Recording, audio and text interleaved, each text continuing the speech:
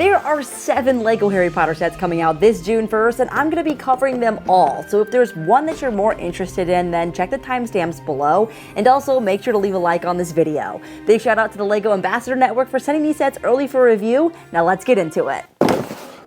Starting out with the largest set in the wave, let's get right into the Great Hall, which is supposedly the largest and most detailed version of Hogwarts ever, as advertised on the back of the box. This set has over 1,700 pieces and will cost a whopping $200. But there could be a big reason for that added cost, and one of them could be attributed to this brand new Big Fig Mountain Troll mold that has both a tan and sand blue coloration on the mold using existing arms, and has hands that you can snap this club piece straight into, which we'll have use for later on. This inclusion alone helps to identify which movie this is from, which is of course episode 1 episode 1 The Philosopher's Stone, or the Sorcerer's Stones for those of us who read the Scholastic's US version. And it might have been useful to have read the books recently to recognize some of these other students, like Terry Boot from Ravenclaw. We have Daphne Greengrass, who fans call the Ice Queen of Slytherin, and Leanne the Hufflepuff, who is just trying to be a good friend. It's really nice to see some of these lesser known students in a big set, and it's always a welcome sight to get more student robes from other houses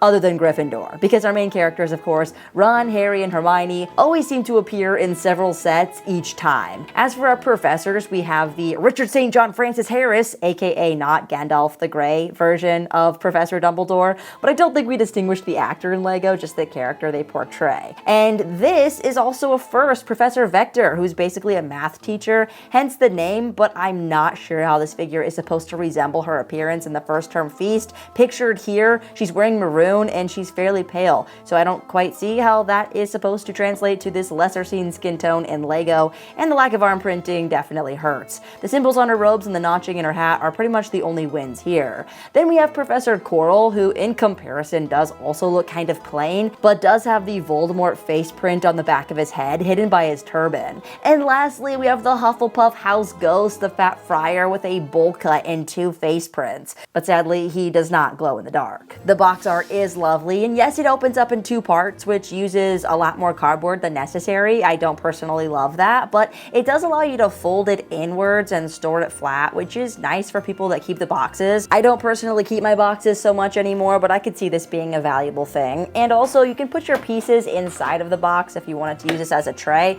I wouldn't recommend it though, because the edges kind of make it hard for you to see all the parts in the box. They roll around, and it's just way better to dump them out onto a table, or better yet, into actual sorting trays. As you can see, the edges are sort of pre-bent so that you can pull it apart and it goes into this folding storage mode, which I don't personally love, as it does sort of bend the box and it doesn't really store it flat until it's pressed for a long period of time. Now, the construction of this set is really cool because it's modular and there are 5 different sections, which means that multiple people could work on the set at the same time, and each booklet shows you which figures are included, and one of those figures essentially guides you along your progress on the bottom of the page, which is just a fun detail that I really appreciated. This build is reminiscent of the Chamber of Secrets version from last year, but the addition of the courtyard and all these removable rooms underneath make this Great Hall a lot more versatile in ways that you can play and add on. Now, I don't have the boathouse set, but that's meant to clip on at the bottom of the stairs right here, so thank you to Tiago for showing this. It really helps to visualize. I do have the owlry, which definitely adds some height and angles to an otherwise rectangular shape. There's not much going on with the courtyard other than this printed clock piece, and then there's the doors that open up to the Great Hall. There's 2 tables and only enough room at the teacher's table for the 3 professors included, but my favorite part is the floating candles on transparent clips. There's also clouds in this piece that I think is supposed to be the moon, and you can read about all of this in Hogwarts: A History.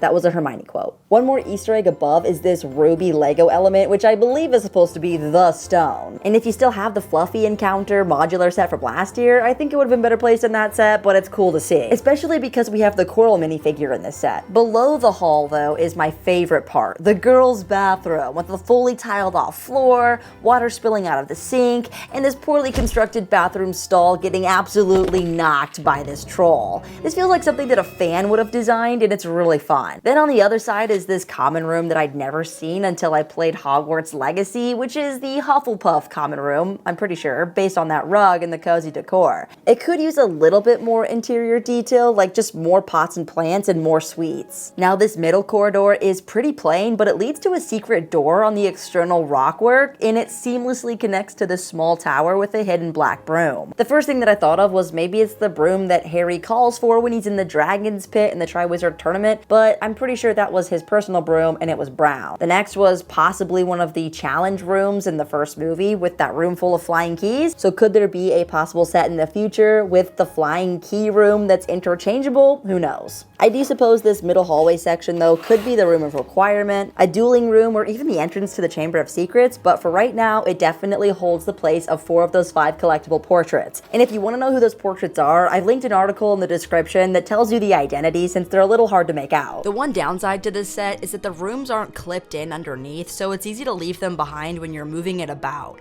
Other than that though, the build is very sturdy and strong, and it's modular, so it comes apart in all these different pieces. It's fun that you can arrange it, but also I could see some downsides to this. Next up, let's take a look at the potions class, which will retail for $40 and includes 4 minifigures. Professor Snape with arm printing is a must-have because it's his class. Then we have Pansy Parkinson from Slytherin, Seamus Finnegan, who's always blowing stuff up, hence the scorch marks on his face print, and we get another Hermione. This set can be opened up with all the desks and ingredients and stuff moved and rearranged to give it a lot more space, so there's a lot of play value here. I also absolutely love these new smoke pieces, the new flasks, and all the ingredients in the jars. But if you look closely at the chalkboard, you can see that they're making a sleep potion and a love potion, which I think are these 2 potions over here. You also get 2 more collectible portraits, and overall the stickers actually help to add a lot of detail, making this such a fun set. But my favorite part is that it actually fits into the Great Hall, and here's where my imagination runs wild because you could essentially swap out any common room or any classroom to make this set into something that you want. Or you could even build your own creation that fits the dimensions so that you could customize your own cool challenge rooms like the Chamber of Secrets or the chessboard scene. Having sets like this that go together or the ability to customize it in your own way is super cool, and I would have gone crazy for this as a kid. Now we're only 2 out of 7 sets in so far, and if you're enjoying the video, make sure that you're subscribed, hit the like button, and leave a comment about which room that you would include in this set. Because up next, we're gonna look at my favorite set of the wave. And it's the perfect cross between pirate and castle fans. It is the Triwizard Tournament, The Arrival. And with over 1,200 pieces and a price tag of $140, this is just such a pretty ship paired with such an elegant passenger carriage.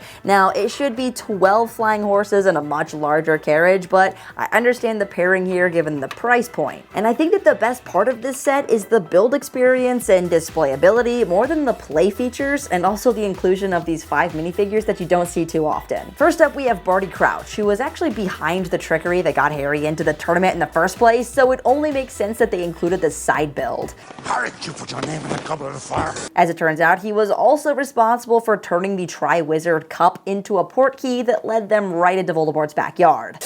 Great guy. Then we have the headmaster of the boys' Durmstrang school, Igor Karkaroff. Of course, they think he's a dark wizard because we love to make Russians the bad guys. It's a known fact. And his champion student, the rockhead Victor Crumb. From Beauxbaton, we have the tall lady, Olympe Maxime, who has freakishly tall legs in Lego, which do actually match Hagrid's height pretty well, and her champion student, Fleur Delacour, who also has dual molded legs. Now, the carriage is really pretty, but it's only meant to fit like 2 figures inside. The roof comes off really easily, and it's not connected to any studs, which is both good and bad so long as you don't invert it. You can also turn the flying horse into a regular horse with this extra 1x2 brick that was included, and there's a trunk on the back of the carriage with some teacups for tea time. The Durmstrang ship was a very fun build, with the biggest downfall being the number of stickers. You can remove the deck to find sleeping quarters below, although it's very cramped, and you have to unclip the riggings to remove this cabin so that you can place a figure inside on the chair to enjoy a nice turkey leg. Yum. This is mostly something that I want to see on display more than play with though, and that's thanks to this striking red double-headed eagle and additional flags that drape from the top of the masts. These fabric sails attach to ball joints and were much easier to place than the snapping of strings and studs on other ships. And aside from that, there isn't really much more I need to explain about this ship, because the best part was the build experience. It was like a masterclass in angles and techniques. Is it worth $140 though? Well, first, I gotta say this boat doesn't float, so absolutely not. I'm just kidding. There's a lot more pieces than what it looks, but still, I feel like the price is a little steep. Let's take a look at our next set, Aragog in the Forbidden Forest. A $20 set that both pairs with the Fort Anglia and the other Forbidden Forest magical creature set. I'm not a fan of spiders, but man is this a nice spider build, with movable tantula, I just made that word up, a stinger on the booty, and somewhat movable legs. It definitely looks better than it moves, which is kind of a good thing for my phobia, but I can see people wanting more posability in the legs. The face is printed though, which means that there are no stickers in this set, and you also get 2 more little baby spiders and a web that again fits in really nicely with the rest of the Forbidden Forest build. It includes Harry and Ron, and both of them also appear to hate spiders. I will say though that they have great torso prints, and I'm a fan of their jackets. And then we have our last minifigure playscale set, which is the Diagon Alley Shop's Ollivanders and Madame Malkin's robe. This set retails for $90 and is meant to go alongside the Weasley's joke shop to create the smaller version of Diagon Alley. And I was kind of shocked by how much smaller this was in comparison with the $450 Diagon Alley set,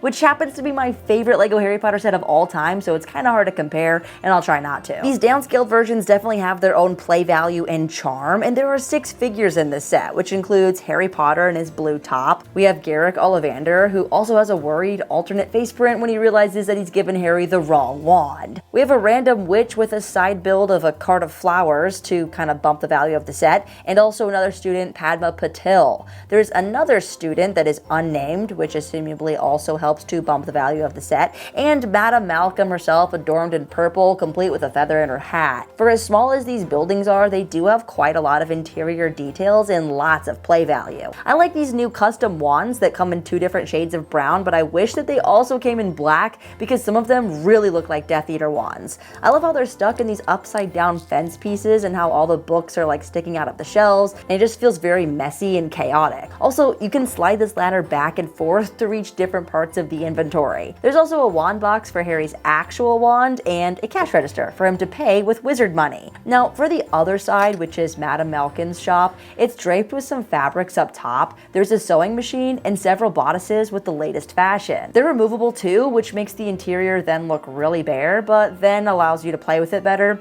The outsides of the buildings are really cute with the rounded window pieces, and the stickers breathe some life into this sprawling alley. So while I'm not the best candidate for these sets, since I'd rather have the big version, these definitely hold some great play value while costing a lot less, but really I feel like they should cost even less, more like $75 versus $90 in my opinion, but let me know what you think. People are always gonna wish for lower LEGO prices, who am I kidding? These last 2 sets are more like models than play scale sets, and first up, let's talk about Buckbeak. This set is gonna retail for $60, and it fits in a lot more with other sets like Fox, the Hungarian Horntail, Hedwig, the Patronus Charm, and even Dobby as a buildable creature, so you can expect the same build experience here, resulting in a very solid model, and this one is super posable. You can move around the head, the front legs move forward and backwards, the ankles are fully posable on those mixel joints, you can move the tail up and down, and what's really cool about the wings is that not only do they rotate backwards, but they also fold in.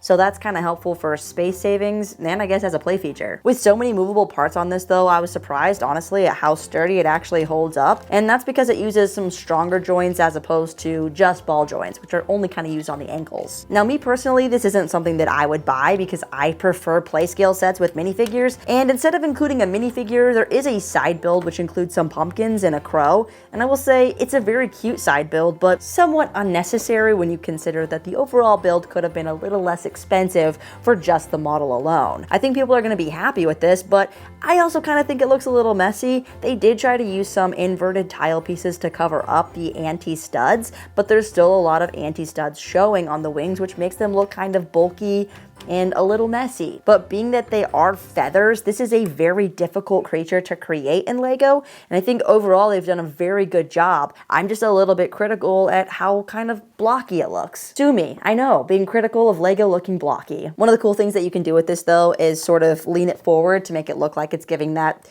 gracious, honorable bow, allowing a rider to hop on top and go for a little ride. The back feet are also pretty small, which can make it a little bit of a challenge to stand it up, but otherwise you shouldn't really have much of a problem posing this, getting it onto your shelf and in position, because it does look really nice. Oh my gosh, you just critiqued it and then you said it looks really nice. It's really nice, it's just not for me. Now pretty much take everything that I just said and throw it out the window, because this set defies all expectations. This is the wackiest, weirdest cross between a botanical plant decoration for your house and like a Harry Potter fan collectible. There are 2 play feet. No, his leg just broke. One of which just pulling it out of the pot makes his little Rudy legs fall down like this. And second, this spot right here can go up and down, which moves his mouth and his arms, which looks adorable. He's such a grumpy and wacky little plant that I think you could just put this on your shelf this way. Nobody would know that it's a Mandrake from Harry Potter until either you see the logo, which is a stickered piece on the front, or you see his grumpy little face, which is cool because it uses an upside down heart for his nose, some additional vine pieces,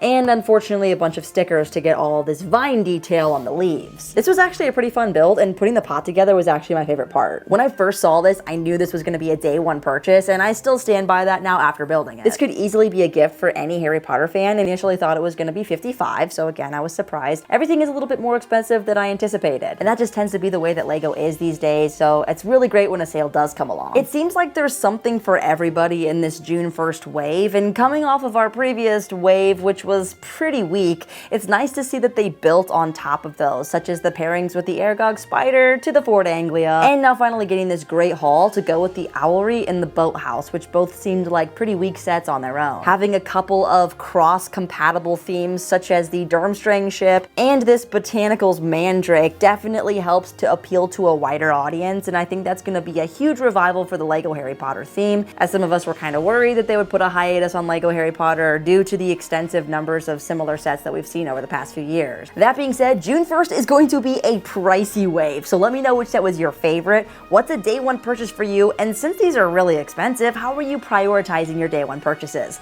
Let me know in the comments below. Thanks for watching this one, and let me know what you want to see next. I've got this whole Disney wave, I've got Simba, or this tuxedo cat. You tell me.